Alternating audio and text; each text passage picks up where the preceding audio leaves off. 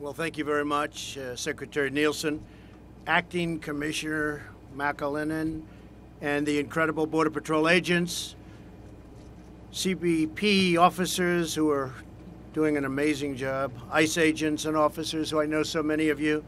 Every day, criminals and terrorists try to infiltrate our country. You got a good glimpse of it before. We did it together with the media. Frankly, I didn't know we were going to be doing that, but you got really maybe a far better glimpse than you're going to get right now. But the border wall is truly our first line of defense. And it's probably, if you think about it, our first and last, other than the great ICE agents and other people moving people out.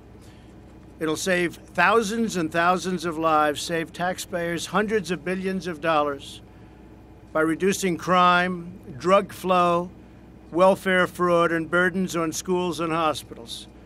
The wall will save hundreds of billions of dollars, many, many times what it's going to cost. We must also close the deadly loopholes exploited by smugglers and traffickers, and we're in that area. We're in one of the many areas along the border where we have that problem. And we have to confront the dangerous sanctuary cities, which you've been all hearing so much about. California's sanctuary policies put the entire nation at risk. They're the best friend of the criminal. That's what exactly is happening. The criminals take refuge in these sanctuary cities. And it's very dangerous for our police and enforcement folks.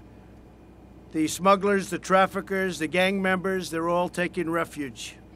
And I think a lot of people in California understand that. A lot of people from a lot of other places understand it, and they don't want sanctuary cities. These policies release dangerous criminal offenders to prey on innocent people and nullify the federal law. They're threatening the security and the safety of the people of our country. In the upcoming omnibus budget bill, Congress must fund the border wall and prohibit grants to sanctuary jurisdictions that threaten the security of our country and the people of our country. We must enforce our laws and protect our people. And I have to say, law enforcement, ICE, Border Patrol, all of the people that have been so good to me for so long, they're really doing a job.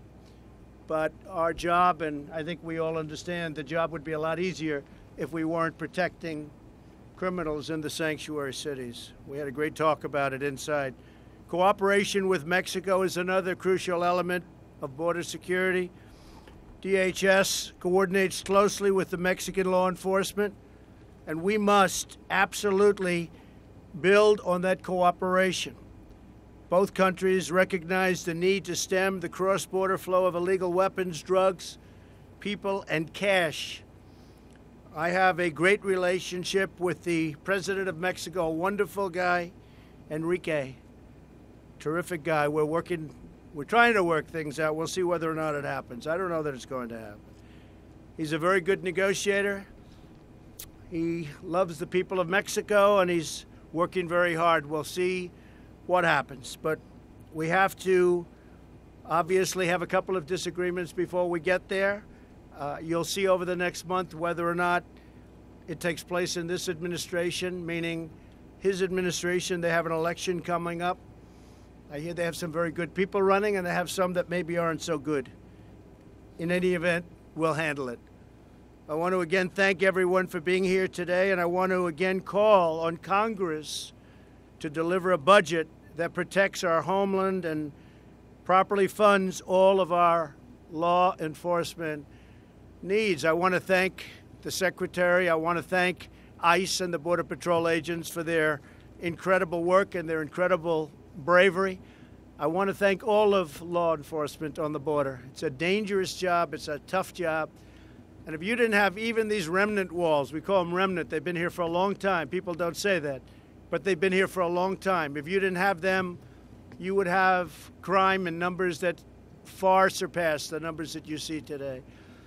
We've cut down and way down on crossings, border crossings, because of the job that the Border Patrol does. And the ones that get through, we've gotten out. MS-13, we're taking them out by the thousands. But we don't want them here in the first place. We don't want them to come in. So this was really a day where we look at the different prototypes of the walls. You've seen them, the media has seen them. And some work very well, some don't work so well. When we build, we want to build the right thing. Interestingly, the ones that work the best aren't necessarily the most expensive, something I like about that ring. So I want to thank everybody for being here. I want to thank, frankly, the media for being here. And we'll let the people of our country know that we need safety, we need security at the border, and we're getting it like we've never had it before. But we want to make it perfecto. Thank you all very much, and thank you folks very much. Thank you. Secretary, want to say something? Just quickly, just to thank the President so much for his continued leadership. As he says, CBP and ICE both put their lives on the line every day to protect our country. For that, I'm forever grateful, both as their service secretary, but also as an American. And we will build this wall. So thank you for coming out today. We're building up a toolkit based on what we've learned from the research and development on the prototypes. And we look forward to breaking ground very soon and securing our country. So thank you again to the President for his continued leadership. Thank you very much, everybody. Thank you. Will you veto a bill with no punishment for sanctuary cities? We're going to see. We're going to look at it. We're looking at it very, very strongly. Sanctuary cities are protecting a horrible group of people in many cases, criminals. And what happened, as an example, in Oakland was a disgrace to our nation. And we just can't let that happen. Thank you very much. Thank you, everybody. Thank you, everybody.